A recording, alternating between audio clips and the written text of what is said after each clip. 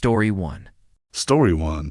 The last ride of the night credible set up by the time this happened. I had already been driving for almost 8 hours. It was one of those slow nights where the rain just never lets up. Not a heavy storm exactly, just a steady downpour that makes the whole city feel quieter than usual. The kind of rain that keeps most people inside. Around midnight, the streets were nearly empty. Traffic lights changed for no one. The glow from street lamps reflected off the wet pavement, and every intersection looked the same. I remember thinking it was probably a good time to call it a night. Most drivers know that feeling. Near the end of a shift, you start thinking about going home, eating dry, maybe grabbing something to eat before going to sleep. I had already reached the edge of the downtown area and was about to log off the app. That's when one last ride request popped up. Normally I would have ignored it, but the pickup wasn't very far away. Just a few minutes outside the city center, in a quieter neighborhood I'd driven through plenty of times before. It looked like a simple trip, short pickup distance, decent fare, nothing unusual about it. So I accepted the ride, figuring it would just be one last passenger before heading home for the night. At the time, there was absolutely nothing about it that felt strange. Environmental unease. The pickup point was on a quiet residential street, just outside the busier part of the city.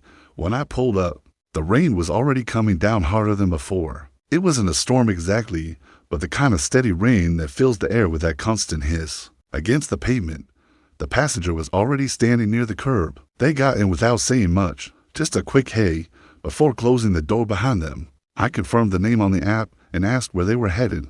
The answer was a little vague. They mentioned a street on the north side of town, but didn't give a specific address. Just said they'd guide me once we got closer. That wasn't completely unusual.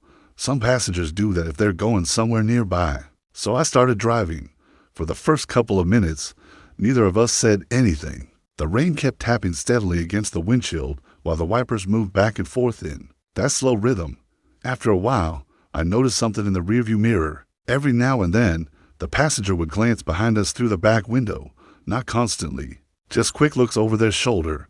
At the time, I didn't think much about it. People check behind them all the time.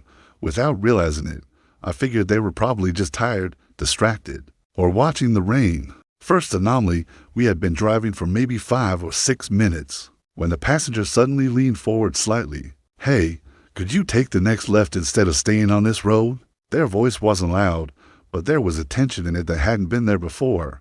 I glanced at the navigation on my phone. The app was guiding us straight ahead toward one of the main roads that cuts across the north side of the city. "The app says to keep going," I said. "I know," the passenger replied quickly. "I just think it'd be better if we didn't take the main road." That caught my attention a little. "Any reason?" I asked. There was a short pause before they answered. "I think that car back there might be following us." Instinctively, I checked the rearview mirror. Because of the rain, visibility behind us wasn't great. The streetlights reflected off the wet road, and the falling rain blurred the distance. If there was another car back there, it wasn't obvious. "I don't really see anything," I said. The passenger turned slightly in their seat and looked out the back window again. "I'm pretty sure it's there," they said quietly. "Could we just avoid the main road for a bit?" Pattern reinforcement. I hesitated for a second, but it wasn't a big deal to take a different route. The side streets around that area were easy enough to navigate, and traffic was practically non-existent anyway, so I turned left like they asked. The moment we left the main road behind, everything became noticeably quieter. The streetlights were farther apart, and most of the houses we passed had their lights off. Rainwater ran slowly along the curb while the wipers kept their steady rhythm across the windshield. For a few minutes, nothing seemed unusual. Then I noticed something in the mirror, far back down THE road. Through the blur of rain and reflections, I thought I saw headlights. They were distant enough that it was hard to be sure. Just a faint point of light appearing between the falling rain and the glow from street lamps. I kept driving. A few turns later, I checked the mirror again. The lights were gone. At first, I assumed it had simply turned onto another street. That happens all the time in residential areas. But a minute or two later, when we reached another intersection, I glanced back again. And for a moment, I thought I saw them again. The same distant headlights. They appeared briefly behind us before fading out once more as the road curved. At that point, I couldn't tell if I was actually seeing another car or if the rain was just playing tricks on my eyes. Escalation. By that point, I could tell the passenger was paying closer attention to the road behind us than I was. Every few seconds, They would glance over their shoulder through the back window, then lean forward slightly to check the side mirror on their door. It wasn't frantic exactly, but there was a kind of quiet urgency to it. "You see it now?" they asked. I checked the rearview mirror again. The rain was coming down even harder now, and the streetlights were spaced farther apart on these roads. Visibility was getting worse the deeper we drove into the neighborhood. For a moment, I thought I saw headlights again, to faint points of light far behind us. But as the road curved slightly, they disappeared. "I'm not sure," I said honestly. "Could just be another car on the same route." The passenger didn't answer right away.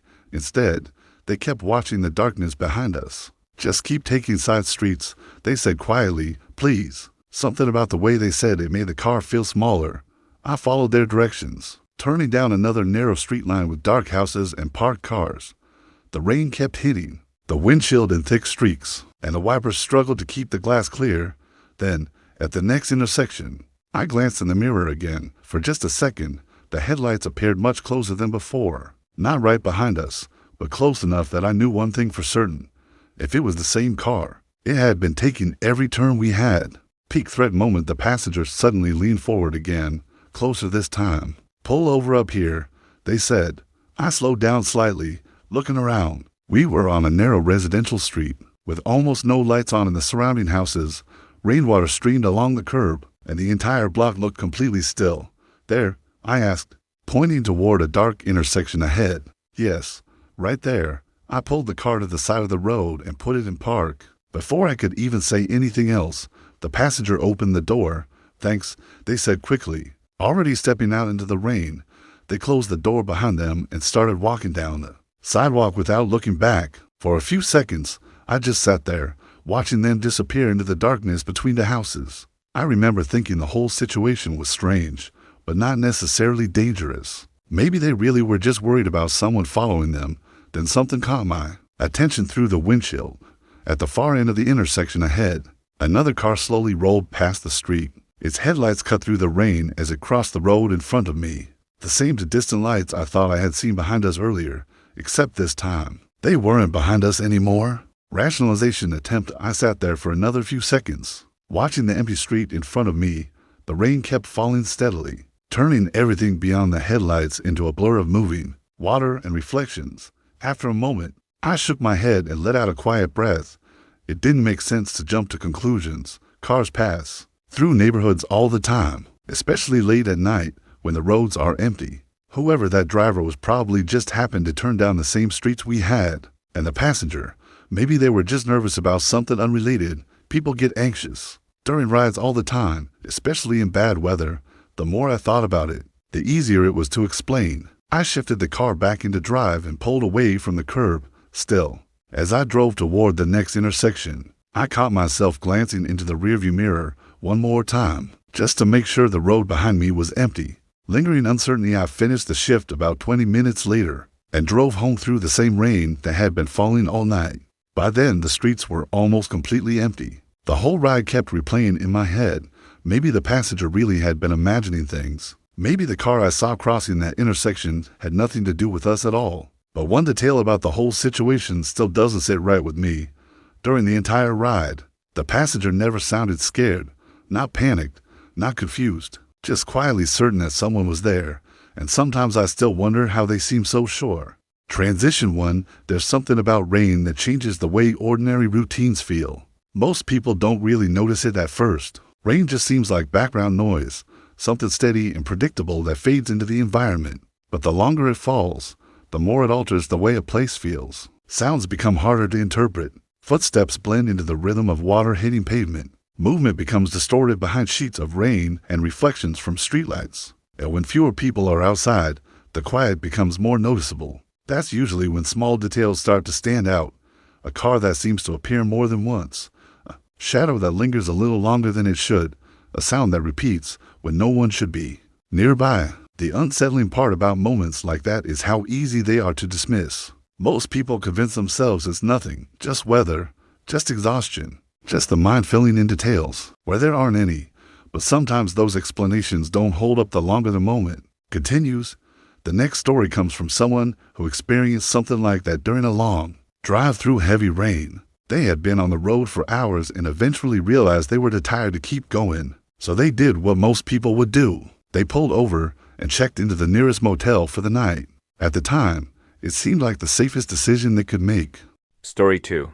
Story to the motel in the storm. Credible setup. This happened during a road trip I took a few years ago while driving across the state to visit a friend. It was supposed to be a simple overnight drive, something I'd done plenty of times before without any problems. But about halfway through the trip, the weather turned. Rain started falling sometime after midnight, and within an hour it became heavy enough that driving started to feel exhausting. Visibility dropped, the road looked like a mirror under the headlights, and every passing truck sprayed water across the windshield. At first I kept telling myself I could push through it, but after another 30 minutes or so, I realized I was starting to drift in my lane from fatigue. That's when I decided it would be smarter to stop somewhere and sleep for a few hours. I pulled off the highway at the next exit and found a small roadside motel just a few minutes down the road. It looked older than most chain hotels, but the sign was lit and the parking lot had a few cars in it, which was good enough for me. At that point, I was too tired to be picky. All I wanted was a dry room and a few hours of sleep before getting back on the road. Environmental unease. The rain was even heavier by the time I parked. Water was pouring off the motel roof in steady streams, and the parking lot lights reflected across puddles that had formed between the cars. The place looked quiet, almost too quiet for a motel sitting that close to the highway. Inside, the front office was dimly lit. A single desk lamp sat on the counter, and an older man behind the desk looked up when I walked in. He checked me in quickly, handed me a key, and pointed down the outdoor walkway toward the back corner of the building. My room was near the end of the row. When I unlocked the door and stepped inside, the first thing I noticed was how silent everything felt once the door closed. The rain was still audible, but muffled now, like it was happening somewhere far away. The room itself was simple. A bed, a small table, a television mounted to the wall. Nothing unusual. Still, as I set my bag down and sat on the edge of the bed, I couldn't help noticing how empty the place felt. No voices from nearby rooms, no doors opening or closing, just the distant sound of rain hitting the building outside.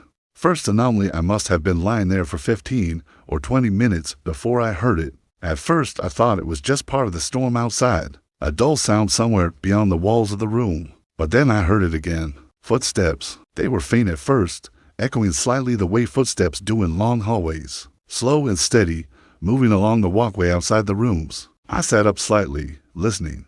It wasn't unusual for someone to walk past motel rooms. Guests come and go all night, especially places near highways. Still, the sound stood out because of how quiet everything else was. The footsteps moved slowly down the walkway. Then they stopped, right outside my door. I waited for the sound of a knock, but none came. After a few seconds, the footsteps continued again, moving away down the walkway until they faded into the background noise of the rain. I remember lying back down and telling myself it was probably just another guest, heading to their room. Still, the way those footsteps paused outside my door stayed in my mind longer than I expected.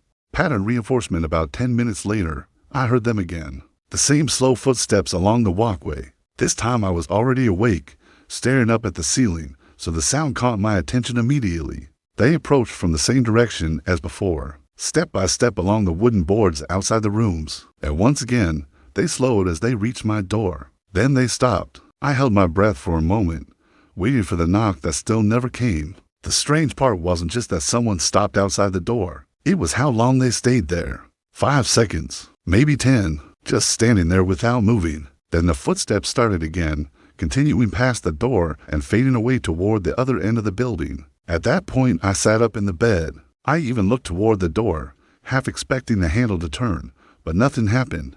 A few minutes passed. The rain kept falling outside, and just as I was starting to relax again, the footsteps returned, same direction, same slow pace, and once again, they stopped directly outside my door. Escalation. That was the moment when the situation started feeling different. The first time the footsteps stopped outside the room, it was easy to ignore. The second time felt strange, but still explainable. By the third time, it stopped feeling random. I stayed completely still on the bed, listening as the footsteps approached again through the sound of the rain. Step, step, step, each one echoing softly along the walkway outside. Then they stopped in the exact same place, right outside my door. For a moment, Everything was completely silent except for the rain. I stared at the door from across the room, waiting for something to happen. But instead of a knock, I heard something else. A faint tapping sound. Not on the door. On the window. The room had a single window facing the parking lot, partially covered by a curtain. The tapping came from somewhere along that glass. At first it was light, just a couple of quick taps. Then it happened again. Tap, tap, tap. I slowly got up from the bed and walked toward the window, my attention shifting between the curtain and the door behind me. For a second, I wondered if someone was standing outside both places at once. I pulled the curtain aside and looked out into the parking lot. Rain was pouring down under the lights. Cars sat quietly in their spaces, but there was no one standing outside the window. No movement, anywhere in the rain. Peak threat moment by that point. I didn't feel like sleeping anymore. I grabbed my jacket and stepped outside the room, partly because I wanted to see if anyone was still walking around the walkway. The rain had eased slightly, but the air was still damp and cold. The walkway outside the rooms was empty. No one near my door, no one walking toward the stairs, just the quiet motel building and the sound of water dripping from the roof. After a minute, I decided to walk back toward the office. The same man from earlier was still behind the desk when I stepped inside. I asked him a simple question. "Are there a lot of guests here tonight?" He looked at the register on the counter for a second before shaking his head. "Not really," he said. "Just a few rooms fill." Then he added something that made me pause. "Actually, you're the only one staying on that side of the building tonight." Rationalization attempt. I remember nodding like that explanation didn't bother me. But on the walk back to the room, I kept trying to come up with a reasonable explanation. Maybe someone from the OT, her side of the motel, had walked down the wrong hallway. Maybe they were looking for their room and realized they had the wrong side of the building. Old buildings also make strange sounds at night. Pipes expand, floors shift, and sometimes those noises can easily sound like footsteps when everything else is quiet. Even the tapping on the window could have been caused by rain hitting the glass in a certain way. The more I thought about it, the more those explanations seemed possible. Still, when I unlocked my room and stepped inside again, I noticed something. I found myself listening carefully for footsteps. Lingering uncertainty, I stayed awake for another hour that night. The rain eventually slowed, and the motel became completely silent. But even after the sound stopped, I kept remembering the way. Those footsteps paused outside my door. Not once, not twice, but over and over again, and the strange part is that I never heard them walk away the last time. Transition to most unsettling experiences don't arrive all at once. They start small. A detail that doesn't quite fit, a sound that repeats when it shouldn't. Something you notice once, dismiss, and then notice again a few minutes later. The first time is easy to ignore. The second time, you begin to pay attention, and by the third or fourth time, you start realizing that whatever is happening around you doesn't feel accidental anymore. That's the uncomfortable part about these kinds of experiences. Nothing dramatic happens at first. No obvious danger. Just a pattern slowly forming in the background. The people who tell these stories almost always say the same thing afterward. They wish they had trusted their instincts earlier, because once something strange repeats enough times, it stops feeling like coincidence. It starts feeling deliberate. The next story comes from someone who experienced something like that during a quiet evening at home, not on a dark road or in an unfamiliar building, but in a place most people assume is the safest place they can be, their own backyard. It was a calm night, just a steady rain falling in the background while they sat outside under a covered patio. At first, everything about the evening felt completely peaceful, and that's usually how these things begin, in moments where nothing seems wrong at all. Story 3. Story 3. The Shape in the Rain credible setup. This happened a couple of years ago. During a long stretch of rainy weather we were having in early spring. It wasn't the kind of storm that comes and goes quickly. It was just days of steady rain that seemed to settle over the whole neighborhood. That night I couldn't sleep. The rain had been falling since the afternoon, tapping softly against the roof and gutters, and for some reason I decided to sit outside for a while. My house has a small covered patio in the backyard, just enough space for a chair and a little table. So I grabbed a drink, stepped outside, and sat down under the patio roof. The rain wasn't heavy, just a calm, steady sound that filled the yard. The backyard lights from the house cast a dim glow across the grass, and beyond that the fence line faded into darkness. It actually felt pretty peaceful. I remember leaning back in the chair, listening to the rain and thinking how quiet everything felt. No cars passing nearby, No neighbors outside, just the sound of water hitting the ground and the occasional drip from the edge of the patio roof. At that point, nothing about the night felt unusual at all. Environmental unease for a while, I just sat there listening. Rain has a way of filling the silence without actually making things feel noisy. It becomes this constant background sound that makes everything else seem farther away. The rest of the neighborhood felt almost completely still.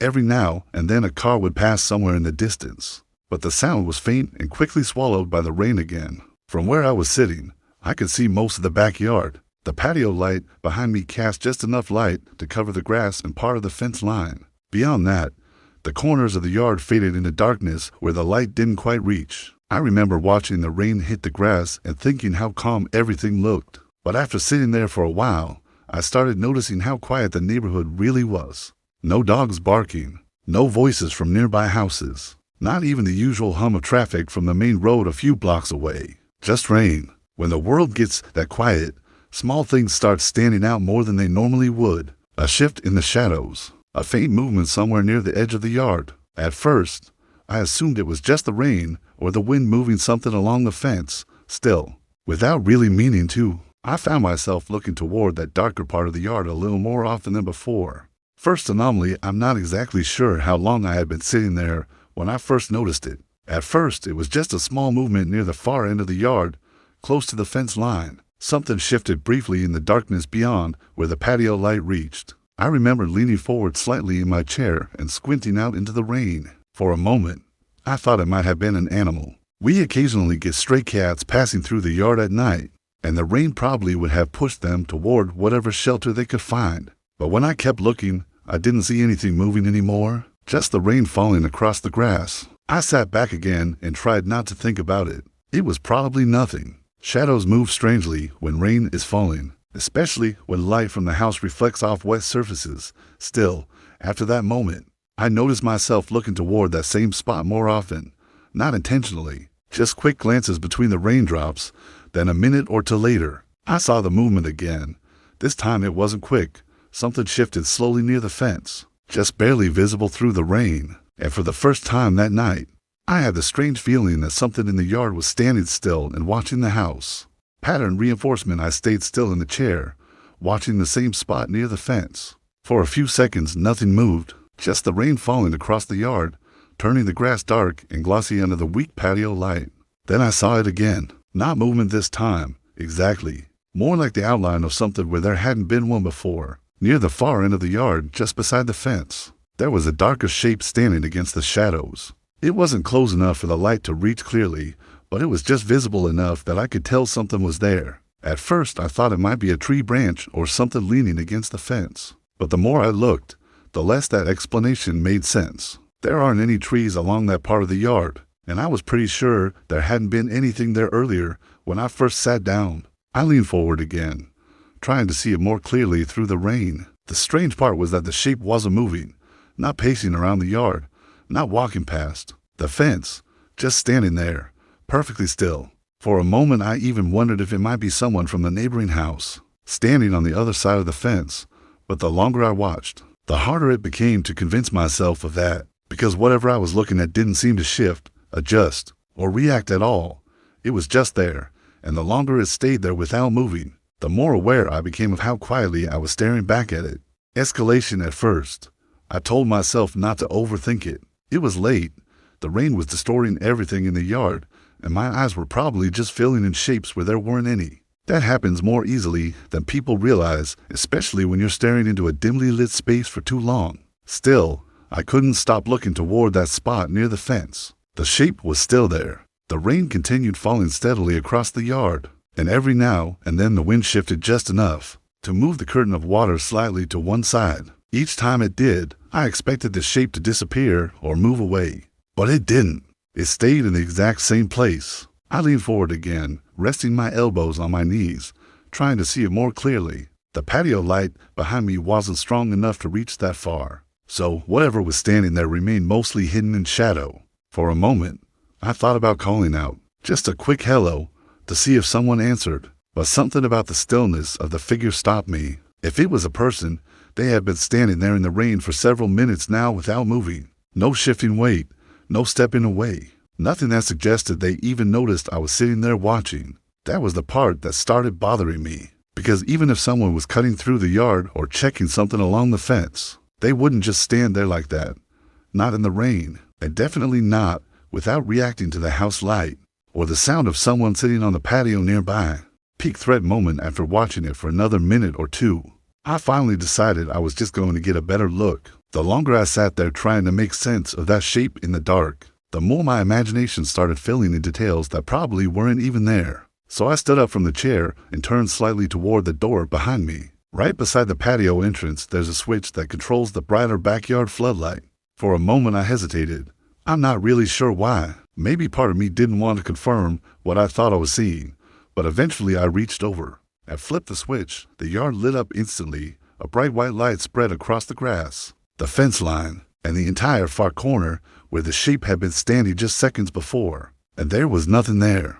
No person, no animal, no movement anywhere in the yard. Just rain falling across empty grass. I stood there for a moment, staring toward the fence, trying to convince myself that I must have been looking at a shadow or some kind of visual trick caused by the rain, because whatever I thought I saw before was completely gone. Rationalization attempt. For a moment I just stood there under the patio light, looking out across the yard. With the floodlight on, everything seemed normal again. The grass was empty, the fence line looked exactly the way it always did, and the rain was the only thing moving anywhere in sight. After a few seconds, I let out a quiet breath and shook my head. It had probably just been a shadow. Rain does strange things with light at night. When water is falling through a beam of light, it can distort shapes and create movement where there isn't any. Add a little wind in a dark corner of the yard, and it's easy for your eyes to misinterpret what you're seeing. The more I thought about it, the more reasonable that explanation seemed. Maybe it was even an animal that had slipped away the moment the light came on. Still, before sitting down again, I glanced once more toward the fence, just to be sure nothing was there. Lingering uncertainty. After a minute, I stepped back under the patio roof and reached for the chair again. That's when I noticed something on the concrete floor. Dark wet marks. At first I thought it was just rain blowing in from the edge of the patio, but when I looked closer, the shapes were too clear for that. They were footprints, fresh ones. They started near the edge of the patio where the rain could reach the ground and continued across the concrete toward the back door. The strange part was that I hadn't heard anyone walk up behind me, and I had been facing the yard the entire time. Final closing. What always stands out to me about stories like these isn't the moment something strange happens. It's how normal everything feels right before it does. A quiet drive through familiar streets, a motel room during a long trip, sitting outside your own house on a rainy night. None of those places feel dangerous at the beginning.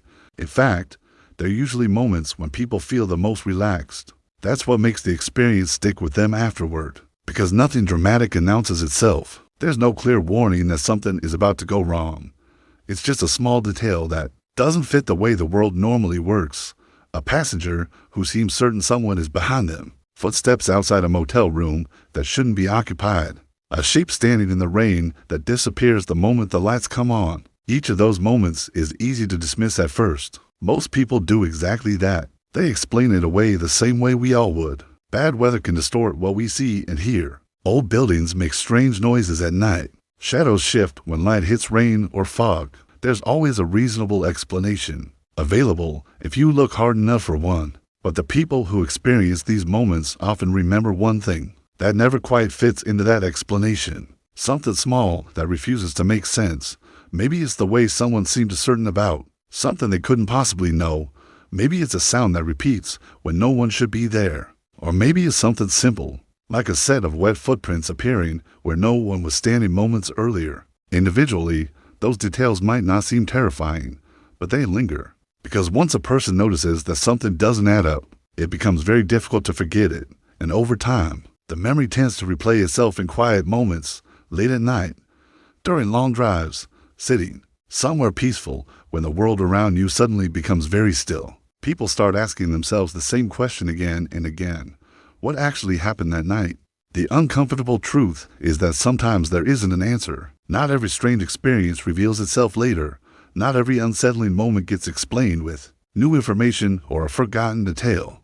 Sometimes all that remains is the memory of a moment where everything seemed normal, right up until the second it didn't anymore. And the unsettling part about that idea is how easily it could happen to anyone, because none of these people were doing anything unusual. They were just driving home, checking into a motel, or sitting quietly in their own backyard while the rain fell. Which means the next time you find yourself in a place that feels completely safe, listening to the rain outside or watching the darkness beyond a window, there's always a small chance you might notice something that doesn't quite belong there. And if you do, you might spend a long time afterward wondering whether it was ever really there at all.